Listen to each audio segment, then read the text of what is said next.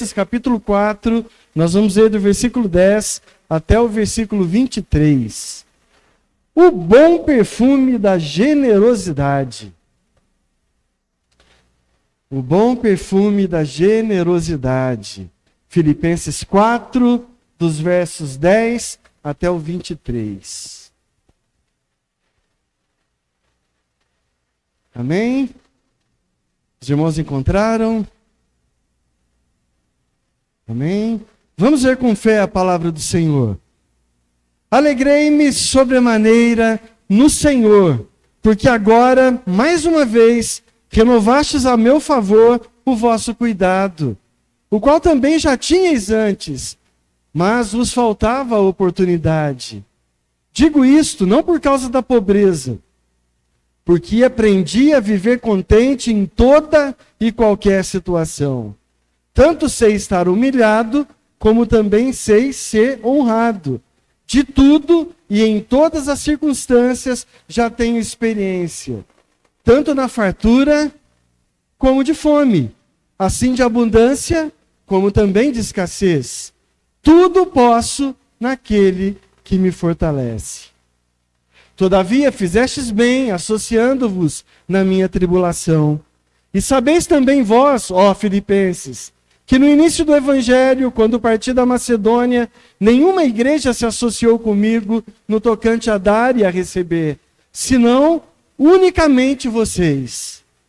Porque até para Tessalônica mandastes, não somente uma vez, mas duas, o bastante para as minhas necessidades. Não que eu procure o donativo, mas o que realmente me interessa é o fruto que aumente o vosso crédito. Recebi tudo e tenho abundância. Estou suprido. Desde que Epafrodito me passou as mãos, o que me veio da parte de vocês como aroma suave, como sacrifício aceitável e aprazível a Deus. E o meu Deus, segundo a sua riqueza, em glória, há de suprir em Cristo Jesus cada uma de vossas necessidades. Ora, a nosso Deus e Pai, seja a glória pelos séculos dos séculos. Amém. Saudai cada um dos santos em Cristo Jesus. Os irmãos que se acham comigo vos saúdam também. Todos os santos vos saúdam, especialmente os da casa de César. A graça do Senhor Jesus Cristo seja com o vosso espírito. Amém. Vamos orar mais uma vez? Pai, obrigado pela tua palavra. Obrigado por nos confrontar e nos consolar. Obrigado por nos apontar a maneira correta de ser mais parecidos com o teu Filho Jesus. Nos ajuda mais uma vez. Fala nos nossos corações mais uma vez, através da sua palavra. É o que eu te peço, em nome de Cristo Jesus. Amém. Amém.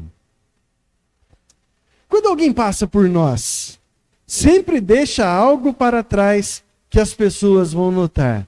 Não é verdade? Às vezes é um perfume tão bom, tão agradável, tão marcante, que quando a pessoa passa, parece que ilumina todo o ambiente. Mas outras vezes não é bem assim. É um cheiro pesado, incômodo, um cheiro ruim, que denuncia descuido, desatenção, aquele tipo de presença que quando a pessoa passa, parece que todo mundo torce o nariz, né? Então, irmãos, perfume é presença. Ou boa presença, ou presença ruim. Mas deixa a marca. Mas faz-se notar.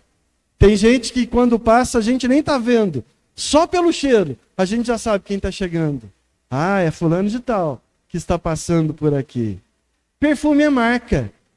Perfume é evidência de quem esteve ali. Isso é tão real que mesmo sem ver a pessoa, a gente sente o aroma, que a gente percebe que tem alguém passando pela gente. E o apóstolo Paulo usa essa ideia do perfume, a ideia do cheiro suave, no versículo 18, para afirmar que nós vamos sempre deixar uma marca por onde nós passarmos. Seja uma marca boa, seja uma marca má. todos nós deixaremos marcas por onde nós passarmos. Então a pergunta inevitável para nós é essa: que cheiro a nossa vida deixa quando nós passamos? Qual que é a opinião que fica quando você passa, quando você chega, quando você vai em algum lugar? O que as pessoas dizem de você quando você chega, quando veem você passando? Qual cheiro a nossa vida tem deixado quando a gente está passando? Porque espiritualmente também é assim. Cada um de nós vai exalar algo. Ou o aroma suave de um coração satisfeito em Cristo, ou o odor amargo de uma alma inquieta, carente, murmuradora, agarrada às circunstâncias. O perfume revela aonde repousa o nosso coração. E a palavra de Deus diz que onde estiver o nosso tesouro, aí também estará o nosso coração. E hoje, chegando ao fim da carta aos Filipenses, nós descobrimos que a vida cristã, a vida real, a vida transformada pelo Evangelho, tem cheiro, tem marca. Tem o perfume do contentamento, que nasce de confiar em Cristo em qualquer situação, o que transborda em alegria e contentamento e influencia as pessoas que estão ao nosso redor. Tem o aroma do sacrifício que sobe a Deus como oferta suave e agradável ao Senhor. Tem a fragrância da graça que segue conosco até a última palavra da carta. E aqui está o ponto central dessa passagem. A grande ideia dessa mensagem. A generosidade cristã é fruto de um coração satisfeito em Cristo e sustentado pela promessa de que Deus suprirá abundantemente toda a verdadeira necessidade para a glória do seu nome. Mais uma vez, a generosidade cristã é fruto de um coração satisfeito em Cristo. Ela é sustentada pela promessa de que Deus suprirá abundantemente toda a verdadeira necessidade para a glória do nome dele. O que Paulo diz aos Filipenses é que onde há contentamento, ali tem perfume agradável. Onde há sacrifício, tem cheiro suave. Onde tem graça, tem perfume. E esse aroma não nasce do nada. Ele nasce das atitudes de um coração que é generoso. A questão que nós precisamos enfrentar hoje é simples e profunda. Qual que é o perfume que a nossa vida espiritual tem espalhado? O cheiro do Evangelho ou o cheiro das circunstâncias? É com essa pergunta que nós vamos mergulhar no texto de hoje. Vamos olhar aí para os 3 primeiros versículos. Versículos 10 até o versículo 13. A primeira coisa que Paulo trata aí, o contentamento, o coração que descansa. Deixe sua Bíblia aberta. Vamos ler de novo aí, versículo 10 até o versículo 13. Alegro-me grandemente no Senhor, porque finalmente vocês renovaram o seu interesse por mim. De fato, vocês já se interessavam, mas não tinham oportunidade para demonstrar isso. Não estou dizendo isso porque esteja necessitado, porque eu aprendi a adaptar-me a toda e qualquer circunstância. Eu sei o que é passar necessidade e sei o que é ter fartura. Eu aprendi o segredo de viver contente em toda e qualquer situação.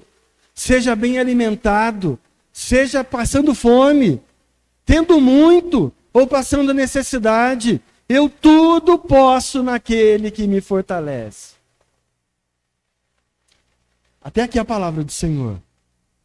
Esse parágrafo ele termina com uma das frases mais mal aplicadas que nós vemos no meio evangélico. Aliás, não é apenas no meio evangélico, não.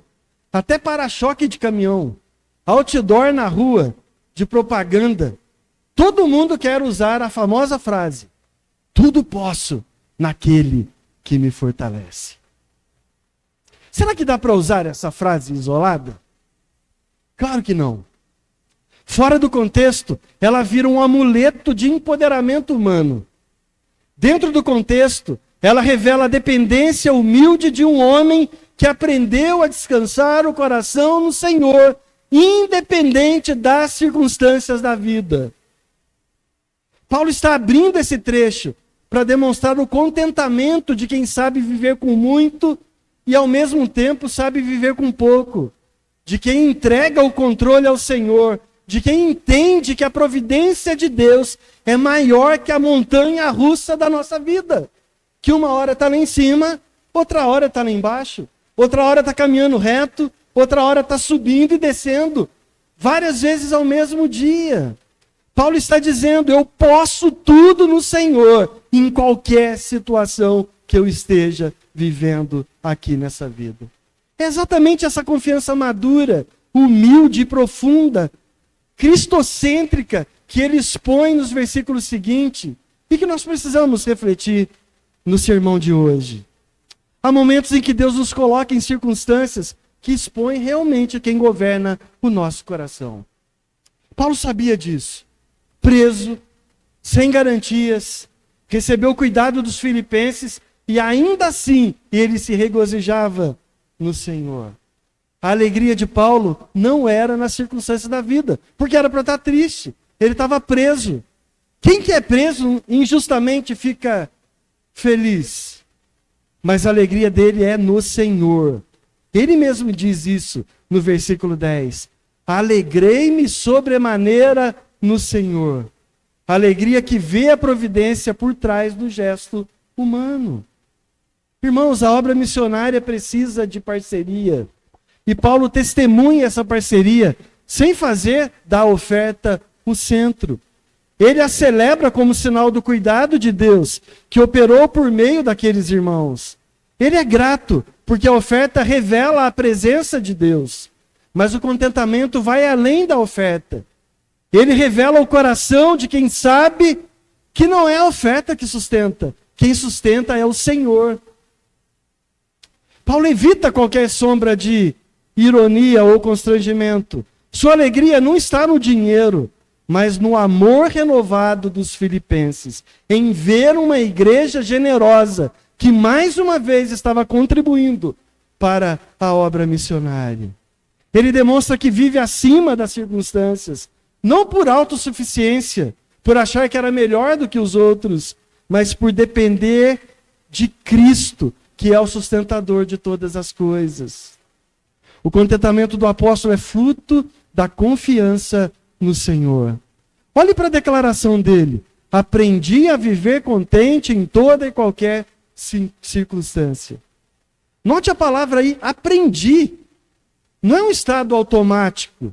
É fruto de insistência, de treinamento espiritual, que é forjado em provas, experimentado. É resultado de quem lutou para conseguir isso. Aprendeu a viver contente em toda e qualquer circunstância da vida. Paulo entendeu o segredo do contentamento, um mistério revelado àqueles que temem a Deus. Mas qual que é esse segredo? O versículo-chave responde isso aí. Tudo posso naquele que literalmente me infunde forças. Isto é, gera essa força no meu coração para conseguir passar por todas as circunstâncias da vida. Tanto coisas boas, quanto coisas ruins. Com contentamento não nas coisas da vida, mas com contentamento no Senhor. Esse tudo posso naquele que me fortalece. Ele está reconhecendo que poder passar por todas as circunstâncias é uma força que vem de Deus, que não vem do próprio coração humano. Porque se vier do nosso próprio coração, a gente sempre vai estar contente com coisas que acontecem, que são boas, mas vai estar reclamando com coisas ruins que a gente vive. Tem gente que reclama de tudo, até das coisas boas. Tem gente que se você ofertar para ele uma nota de R$200, dá na mão dele, irmão, isso aqui é presente para você. Ele vai olhar e vai falar para você, mas não podia dar trocado? Não podia dar 4 de 50? Tinha que dar essa de 200? Tem gente que não é contente, não se contenta no Senhor nem com as coisas boas que Deus tem feito na vida dele. Coloca de lado tantas bênçãos que o Senhor tem oferecido dia após dia, semana após semana. Cada dia que acorda bem, com saúde, em vez de louvar a Deus, já acorda murmurando. Quando alguém chega nele e fala bom dia, a resposta dele é bom dia só se for para você. Bom dia por quê? Como diz um aí da internet, né? Parece que acordou com raiva de não ter morrido de madrugada, né? É fruto de um coração que não ama ao Senhor, que não aprendeu a viver contente no Senhor. Atentem, irmãos, para essa palavra aí, tudo, não é uma autonomia egoísta. Paulo quer dizer, eu posso enfrentar tudo o que pertence à vontade de Deus que me deu por meio de Cristo. Não é onipotência pessoal, é uma dependência poderosa no Senhor.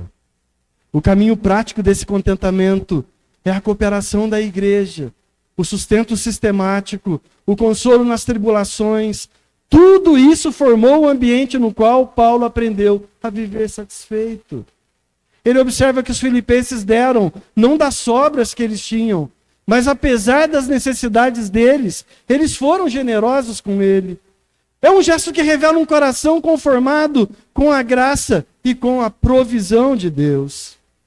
Essa generosidade não criou o contentamento de Paulo, mas ela foi expressão visível de uma suficiência espiritual que ele já possuía, mas serviu para reafirmar e para demonstrar como que o povo de Deus vive quando Cristo é o seu maior tesouro.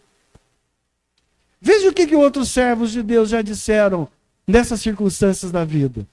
Davi, no Salmo 23, ele declara: o Senhor é meu pastor, nada me faltará. Isso é confiança que sustenta o servo de Deus na escassez da vida. Se o Senhor é o meu pastor, nada me faltará.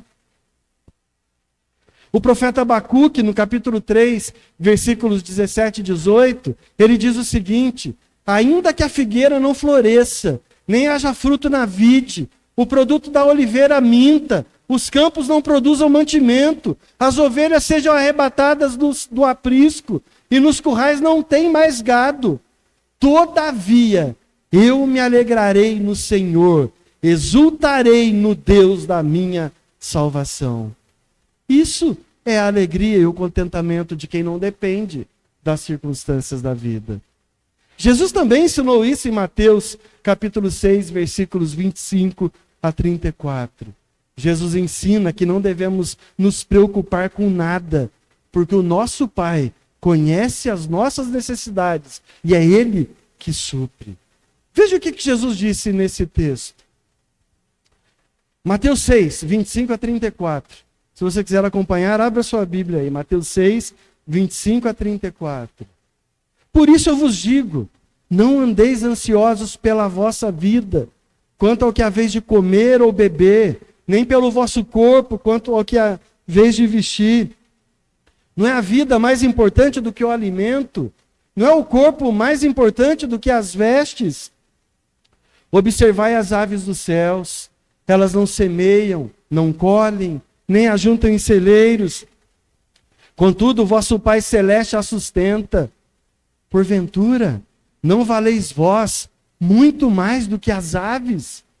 Qual de vós, por ansioso que esteja, pode acrescentar um côvado ao curso da sua vida?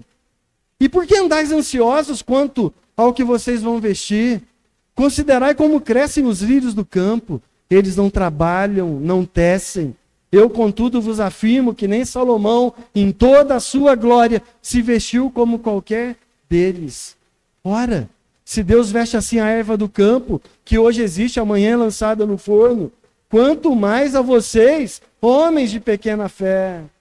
Portanto, não vos inquieteis dizendo que comeremos, ou que beberemos, ou com que nos vestiremos, porque os gentios é que procuram todas essas coisas. Pois vosso Pai Celeste sabe que necessitais de todas elas. Busquem, pois, em primeiro lugar, o reino de Deus e a sua justiça, e todas essas coisas vos serão acrescentadas. Portanto, não vos inquieteis com o dia de amanhã, pois o amanhã trará os seus cuidados. Basta ao dia de hoje o seu próprio mal. A diferença entre o contentamento cristão e o contentamento do mundo é decisiva. O mundo espera circunstâncias melhores. A fé descansa no Senhor, porque sabe que Cristo é suficiente, mesmo quando tudo ao redor estiver desmoronando. Meus irmãos, examinem onde vocês estão descansando o seu coração. Quando as contas apertam, em quem você confia primeiro? No banco, nos seus investimentos, no seu emprego, ou você confia em Cristo de verdade? O teste de contentamento aparece justamente na adversidade.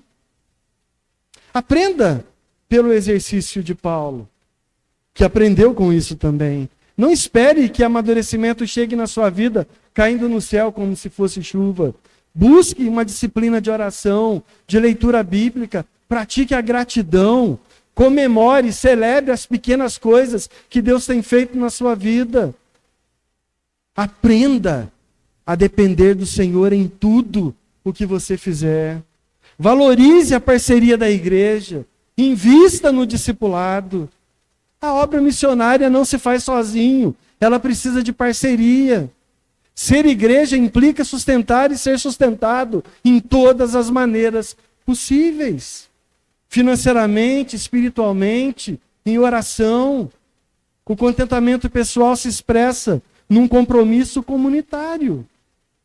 Em um corpo, quando um membro sofre, todos os outros membros têm que sofrer junto e se mobilizar para amenizar o sofrimento daquele membro que está sofrendo. Rejeite o cristianismo do consumismo. Se a sua fé é medida pela sensação de conforto, você ainda não aprendeu o segredo de depender exclusivamente em Deus. O discípulo aprende a dizer: seja feita a vontade do Pai, mesmo no momento de aperto da vida. Pratique o dar como uma disciplina espiritual. Seja mais generoso. Não doe só das sobras. Compartilhe aquilo que Deus tem colocado nas suas mãos.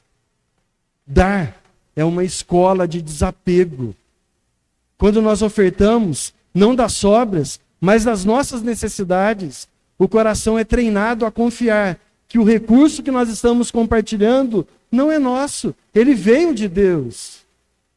Paulo não promete a ausência de prova, ele promete fortaleza em Cristo.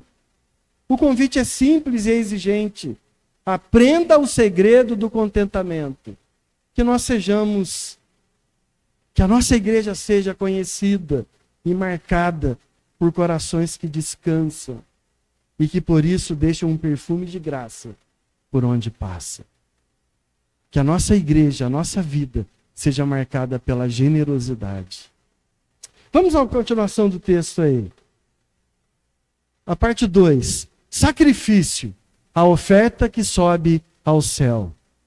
Versículos 14 a 19.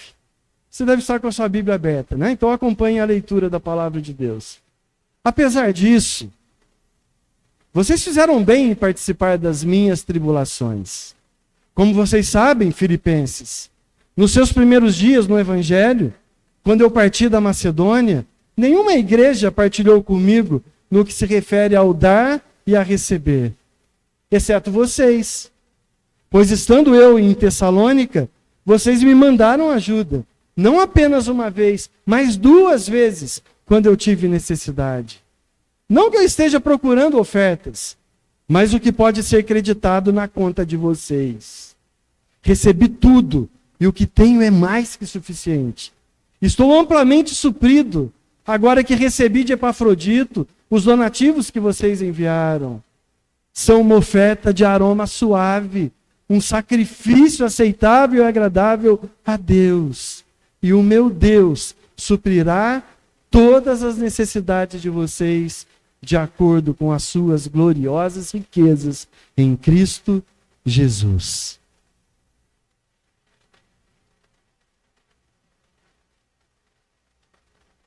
Paulo abre o coração dele aos filipenses para mostrar que o contentamento é a base do verdadeiro sacrifício cristão. Veja bem, que não é uma barganha com Deus.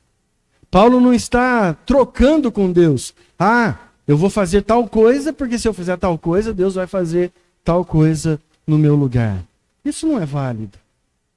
A generosidade na doação, nas ofertas, não é para receber alguma coisa em troca. Não é para trocar com Deus, não é para negociar com Deus. Isso que essas igrejas vivem pregando por aí, eu nem sei se eu posso chamá-las de igreja, mas sim de organizações religiosas, que você precisa dar,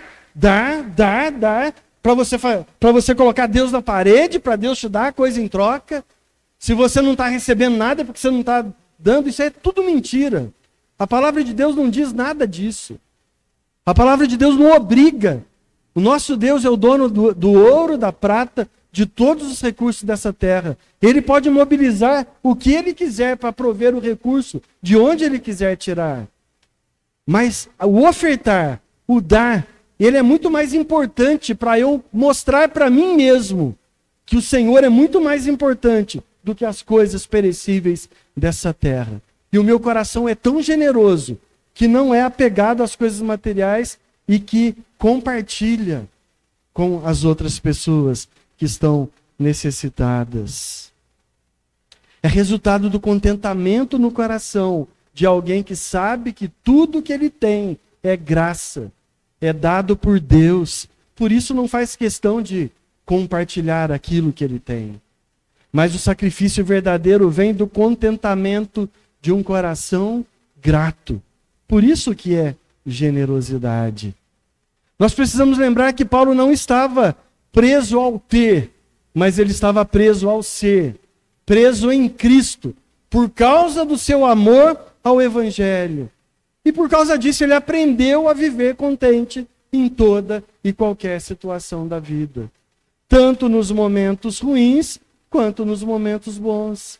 Tanto no momento em que tinha de tudo, quanto nos momentos em que não tinha nada. O apóstolo não escreve como um mendigo pedindo esmola, mas como homem satisfeito em Deus. E é justamente essa satisfação que transforma cada oferta em culto, em aroma suave e agradável ao Senhor. Paulo não se alegra primariamente pelo dinheiro recebido, mas olha para o texto, pelo fruto que aumenta para a conta de vocês.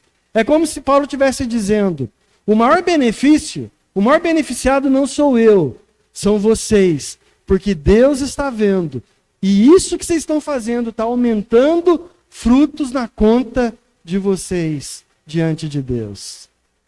A generosidade dos filipenses, então, se torna um crédito espiritual diante de Deus. Em uma linguagem contábil aí que Paulo usa pastoralmente. Não para manipular, mas para mostrar que dar generosamente é investir na eternidade. Quando os filipenses sustentam Paulo, não estão apenas ajudando o missionário, eles estão oferecendo um sacrifício ao próprio Deus. Ele afirma que a oferta torna-se um aroma suave diante do Senhor. Ecoando a linguagem sacrificial do Antigo Testamento, de Levíticos 1:9, Levíticos 2:2, por exemplo, quando o sacerdote queimava a oferta sobre o altar e Deus recebia aquela fumaça da queima dos alimentos como um cheiro suave, como um cheiro agradável, que chegava até as narinas de Deus. Dar deixa de ser uma ação humana para querer algo de volta, e agora, quando é feita com generosidade, não sendo pretensioso, ela se torna uma adoração para com Deus. Por isso que Paulo afirma, recebi tudo e tenho abundância, no versículo 18. A soma era modesta, mas a abundância era espiritual. A oferta era simples, enviada pelas mãos de um homem, de Epafrodito, mas tornou-se oferta suave ao Senhor, do mesmo jeito daquela fumaça que subia do altar no Antigo Testamento. E Deus recebeu a oferta antes de Paulo receber. Olha que coisa interessante.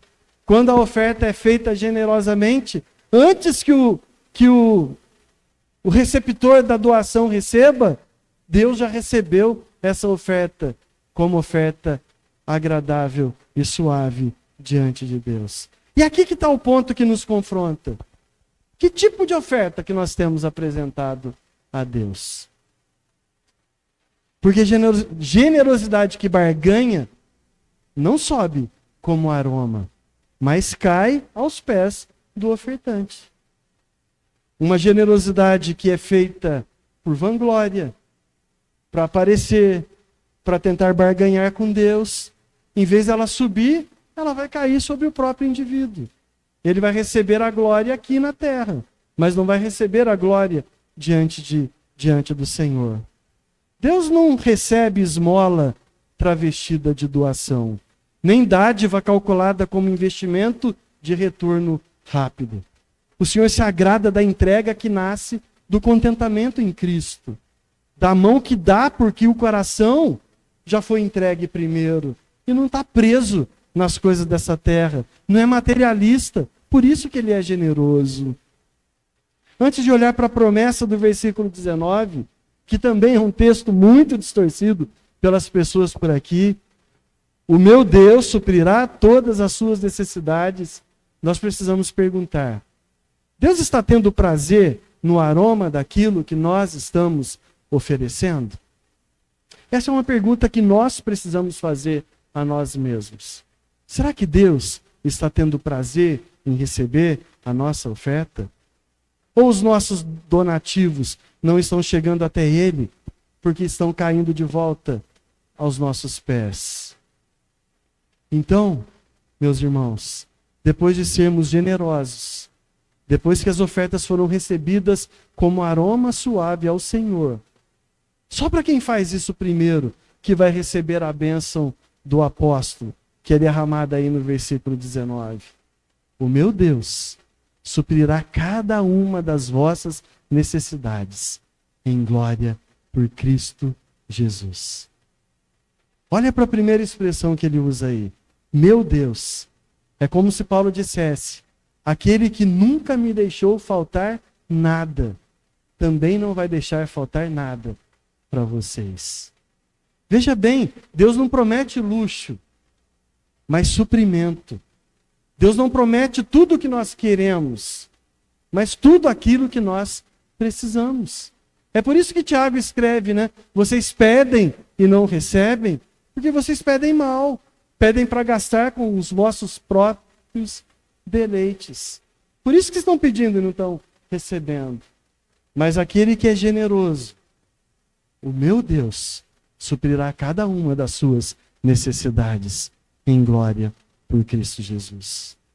Quem semeia no campo de Deus nunca vai colher prejuízo. Sempre vai colher a medida certa para ter as necessidades fundamentais da vida supridas pelo Senhor. É por isso que o salmista escreve, né? Eu fui moço, hoje eu sou velho, e eu nunca vi um justo desamparado, e nem a descendência dele mendigando o pão. Por quê? Porque é o Senhor que supre todas as necessidades dos seus filhos. Esse é o padrão bíblico desde sempre. Oferta que sobe a Deus é a oferta de Provérbios 3, versículo 9, que diz o seguinte: honra ao Senhor com os teus bens e com as primícias de toda a tua renda. Generosidade como culto que Deus recebe é a generosidade de Hebreus 13, versículo 16, que diz: não negligenciem a prática do bem e a mútua cooperação, pois com tais sacrifícios Deus se agrada. É aroma suave que chega até Deus. Deus não ignora isso, mas ele se lembra de cada ato de generosidade. É o que aconteceu a Cornélio em Atos, capítulo 10, versículo 4. Olha o que o texto diz. Cornélio, este fixando nele os olhos e possuído de temor, perguntou: o que é, Senhor? E o anjo lhe disse: as tuas orações e as tuas esmolas subiram para a memória diante de Deus. Está vendo, irmãos? tanto a oração, quanto os donativos, quanto as ofertas subiram para a memória dele diante de Deus. Deus recebe cada ato de generosidade. É Cristo recebendo cada gesto de generosidade. Jesus disse isso em Mateus 25, 40. O rei respondendo lhes dirá: em verdade vos afirmo, que sempre que o fizestes a um destes meus pequeninos irmãos, a mim vocês fizeram. A generosidade da oferta dada a um irmão é recebida como se fosse dada diretamente nas mãos do Rei dos Reis, nas mãos do Senhor Jesus. Os irmãos estão compreendendo? Então pense nisso. Que tipo de aroma que está subindo da sua vida, da sua oferta? Porque a verdade é simples. Onde tem amor, tem entrega. Onde tem gratidão, tem sacrifício. Onde há Cristo, há generosidade. Mas onde há egoísmo, há fumaça que nunca vai chegar ao céu. Porque ou nunca dá, porque é avarento, ou simplesmente dá, porque quer fazer com motivos errados. Isso não vale nada diante de Deus. O texto nos chama a examinar o nosso coração. Nós damos com alegria ou estamos dando querendo receber alguma coisa em troca? Nós servimos com gratidão ou servimos dando desculpas de qualquer forma? O nosso contentamento está em Cristo ou está no conforto das coisas dessa terra? Paulo nos lembra: eu aprendi a viver contente. Eu posso todas as coisas em Cristo, aquele que me fortalece. E os filipenses respondem: aqui está a nossa oferta. E Deus responde: eu vou suprir tudo na vida de vocês. Então, irmãos, o verdadeiro sacrifício não é pesado, forçado ou interesseiro. Ele é fruto de um coração satisfeito em Cristo, que transforma as bagatelas dessa terra em recursos que vão prevalecer por toda a eternidade. É a oferta que sobe aos céus. É isso que nós devemos fazer na prática, na generosidade das nossas ofertas. Vamos para a última parte do texto. Versículos 20 até os 23. Graça, a última palavra da missão. Que carta maravilhosa, meus irmãos. Essa carta aos Filipenses. Como que o Espírito Santo me desafiou através dela. E está me desafiando a cada pequena porção desse texto. Eu não queria terminar mais Filipenses, mas chegou ao fim, né? Vamos ver a conclusão, a graça das últimas palavras da missão de Paulo. Olhe para os versículos 20 a 23 aí na sua Bíblia. O nosso Deus e Pai, ao nosso Deus e Pai, seja a glória para todos sempre. Amém. Saúdem a todos os santos em Cristo. Os irmãos que estão comigo enviam saudações. Todos os santos lhe enviam saudações, especialmente os que estão no palácio de César. A graça do Senhor Jesus Cristo seja com o vosso espírito. Amém. Paulo termina a carta do mesmo jeito que ele começou, com graça. A primeira palavra aos Filipenses foi graça. Filipenses 1, versículo 1 e 2. Os dois primeiros versículos começam com graça. Olha o que Paulo escreve, se identificando. Paulo e Timóteo, servos de Cristo Jesus, a todos os santos em Cristo Jesus, inclusive bispos e diáconos que vivem em Filipos, graça e paz a vocês, da parte de Deus, nosso Pai, e do Senhor Jesus Cristo. Paulo começa com graça e termina com graça. Agora, na última parte também, a graça do Senhor Jesus Cristo seja com o vosso espírito. Irmãos, isso não é formalidade. Isso é resultado de quem está com o coração cheio da graça de Deus. É como se Paulo dissesse: a missão começou pela graça, foi sustentada pela graça e agora só pode terminar debaixo da graça de Deus. E antes de encerrar, ele derrama uma doxologia que explode de um coração contente no Senhor. A nosso Deus e Pai seja a glória pelos séculos dos séculos. Amém. Versículo 20. A missão não termina com Paulo, não termina com os filipenses, não termina com as contribuições humanas. A missão termina em Deus e termina para a glória de Deus. A glória de Deus é o destino final de toda generosidade, meus irmãos. Paulo nos ensina que a generosidade do crente produz glória para Deus. Porque quando a igreja sustenta a obra missionária, ela não engrandece o missionário, mas ela engrandece o Senhor da missão. Toda a provisão de Deus, toda a resposta do homem apontam para o Senhor como a fonte e o objetivo final da generosidade. A graça não é apenas o que nós recebemos, mas também o que nós devolvemos em glória para o Senhor. Essa doxologia ecoa os Salmos. O Salmo 115, versículo 1, faz um clamor, dizendo: não a nós, Senhor, não a nós, mas ao teu nome dai glória, por amor da tua misericórdia e da tua fidelidade. Ecoa também Romanos 11:36, porque dele, por meio dele, para ele são todas as coisas, a ele a glória eternamente. Amém. Paulo está dizendo: se a oferta de você chegou até mim, ela subiu até ao nosso Deus. E ela pertence a Ele. A glória pertence ao Senhor. O perfume da generosidade também vem da graça de lugares mais improváveis. Olha para o versículo 22. Até dos romanos que foram salvos pela pregação de Paulo na prisão.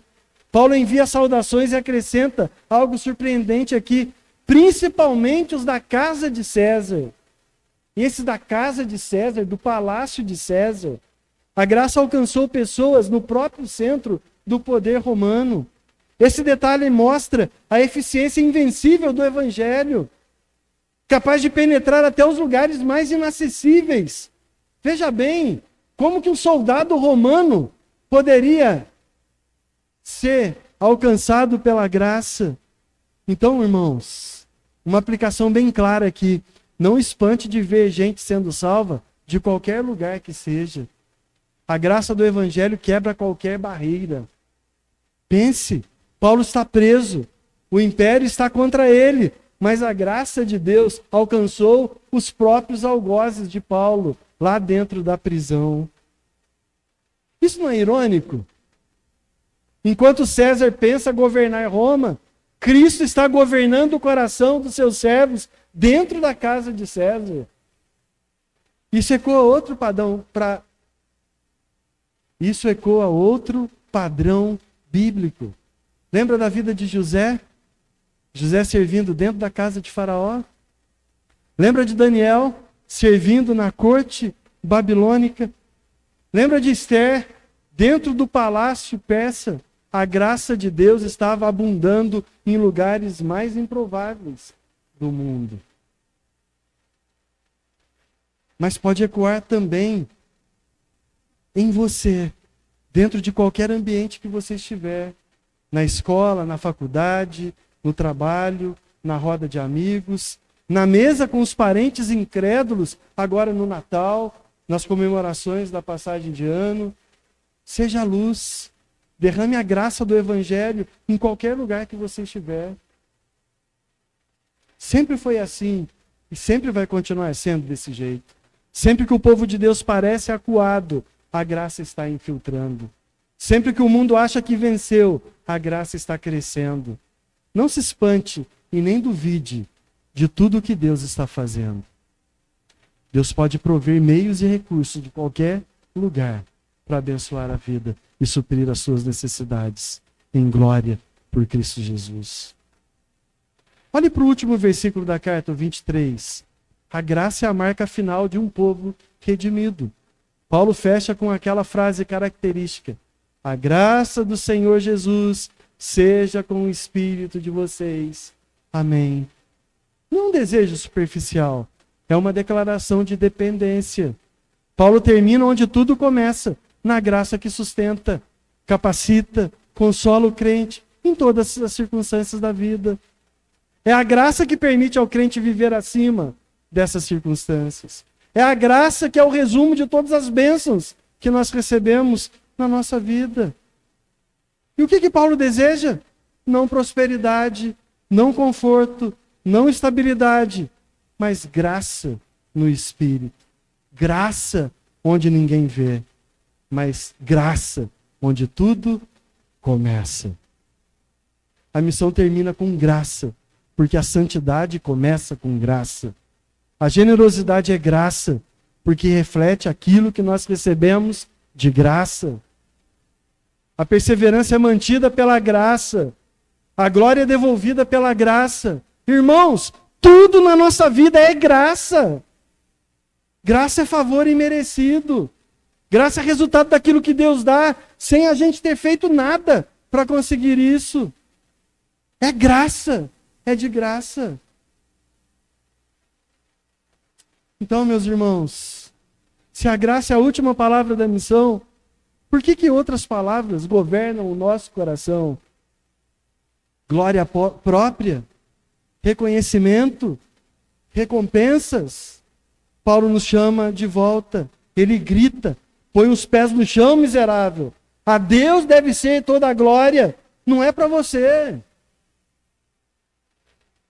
Se a graça alcançou a casa de César, por que você acha que a sua casa, o seu trabalho, o seu bairro, são impossíveis de serem alcançados para Deus?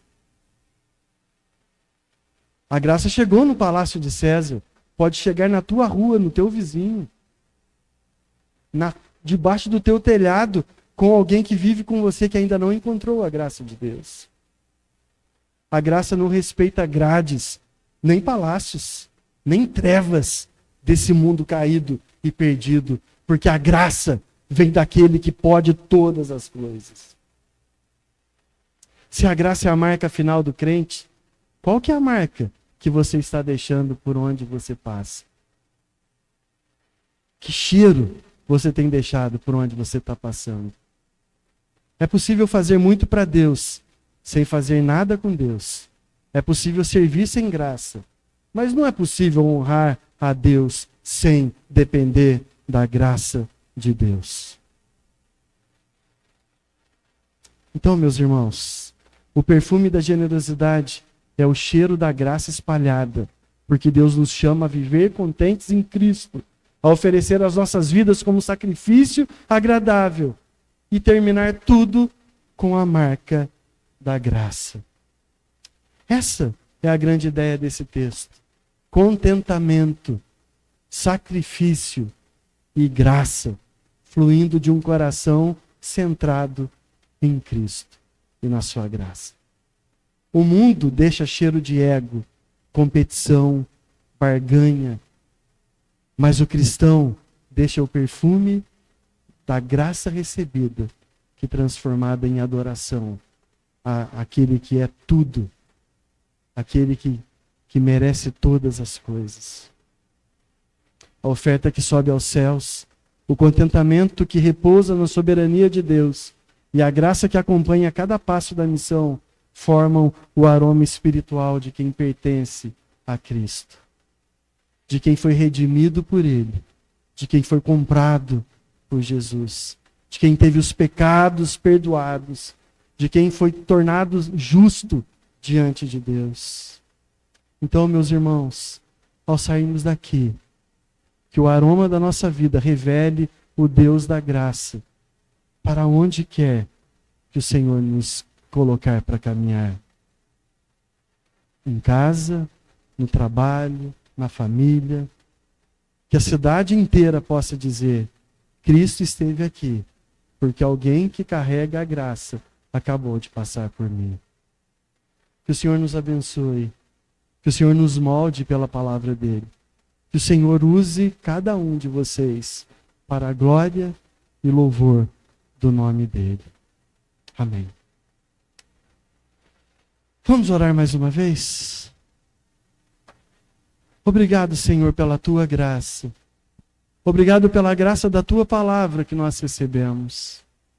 Obrigado, Senhor, pela generosidade Obrigado, Senhor, pela vida de cada um dos seus filhos.